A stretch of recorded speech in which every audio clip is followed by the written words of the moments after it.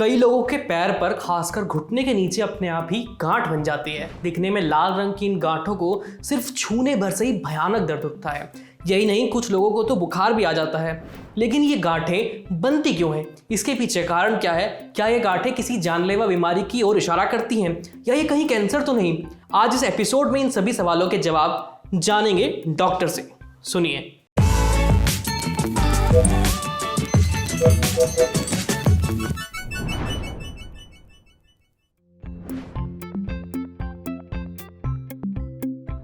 पैरों में पेनफुल और रेड कलर के स्वेलिंग या लंप दिखाई देने वाली कंडीशन को हम एरिथेमा नोडोसम बोलते हैं।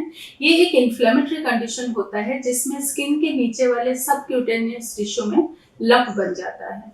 एरिथेमा नोडोसम के कई सारे कारण हो सकते हैं। The most common causes are tuberculosis, streptococcal throat infection and medication side effects. पर कई autoimmune diseases like sarcoidosis, ulcerative colitis and Crohn's disease, they also present as erythema nodosum। और कई बार ऐसे होता है कि बहुत सारे टेस्ट करने के बाद भी इसका रीजन नहीं पता चलता, जब हम इसको इडियोपैथिक बोलते हैं। टांगों के निचले हिस्से के आगे की तरफ, मतलब जिसको शिन ऑफ टिबिया बोलते हैं, वहां पे रेड कलर के पेनफुल लम्प्स निकलना ही एरिथेमा नोडोसम का पहला सिम्टम होता है। ये fever, weight loss, sore throat and fatigue, ये सारे जनरल सिम्टम्स के साथ भी अपीयर करता है। और ये एरिथेमा नोडोसम बॉडी के दूसरे पार्ट्स में भी अपीयर कर सकता है, जैसे कि thighs, arms, chest and back. Numbers में यूजुअली 1 या 2 हो सकते हैं। कभी कभार ये क्रॉप्स में निकलते हैं, जैसे कि इनका नंबर में वेरी फ्रॉम 30 to 50, और ये कलर चेंज करती हैं। इनिशियली ये लम्प्स रेड कलर के होते हैं, लेकिन सब्सिक्वेंटली ये पर्पल कलर के दिखने लगते हैं और हीलिंग के बाद ये एक ब्लू पैच छोड़ जाती हैं, जैसे कि कोई ब्रूज हो। ऐसे सिम्टम्स आने पर आप डॉक्टर को जरूर दिखाएं। डॉक्टर्स फिर आपको इवेल्युएट करते हैं on the basis of presenting symptoms, और जो बाकी टेस्ट होते हैं जैसे कि ESR, CRP and test for arthritis, ये सब डॉक्टर्स करते हैं और cause of erythema nodosum find out करते हैं। एरिथेमा नोडोसम कभी कभार कैंसर में दिखाई दे सकता है। Cancers like lymphoma and leukaemia, इसमें erythema nodosum can present as a symptom, but erythema nodosum खुद एक कैंसर नहीं है। इसका कोई स्पेसिफिक इलाज नहीं होता। फीवर, जॉइंट पेन और स्वेलिंग कम करने के लिए हम एनाल्जेसिक्स देते हैं, जैसे कि पैरासीटामोल, नेप्रोक्सेन, आइबुप्रोफेन, इस तरह की दवाइयाँ।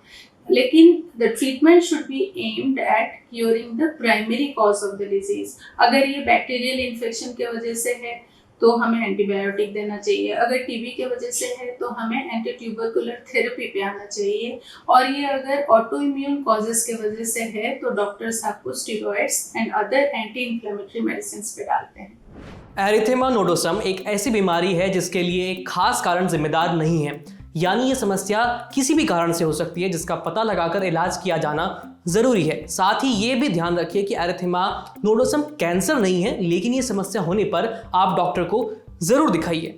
अब बढ़ते हैं सेहत के अगले सेगमेंट की तरफ, तन की बात। जानिए नाभि को साफ रखना कितना जरूरी है।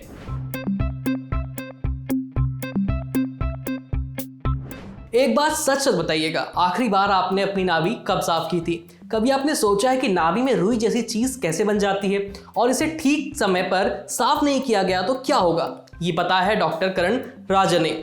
दरअसल नाभि का आकार ऐसा होता है कि इसमें धूल, डस्ट, बाल, डेड स्किन सेल्स और कपड़ों के रेशे इकट्ठा हो जाते हैं। धीरे धीरे स्मेल से बदबू आने लगती है और इन्फेक्शन का खतरा बढ़ जाता है।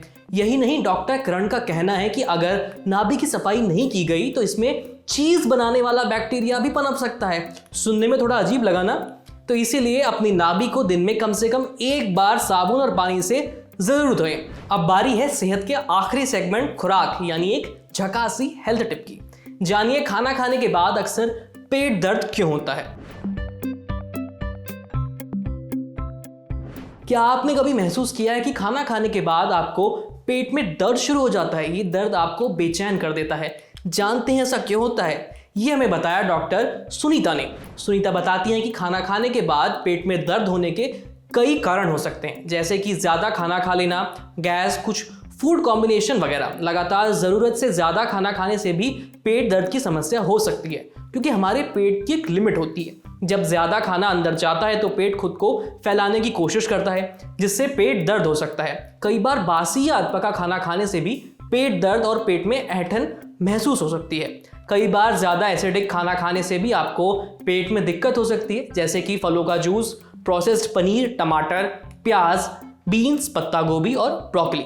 फलों के जूस को आप खाने के दौरान ना पिएं, वरना पेट में दर्द हो सकता है। मुंह खोलकर खाना खाने से भी पेट के अंदर हवा चली जाएगी, जो डिस्कम्फर्ट का कारण बन सकती है। वहीं ज़्यादा मसालेदार और मीठी चीज़ों से भी ब्लोटिंग हो सकती है।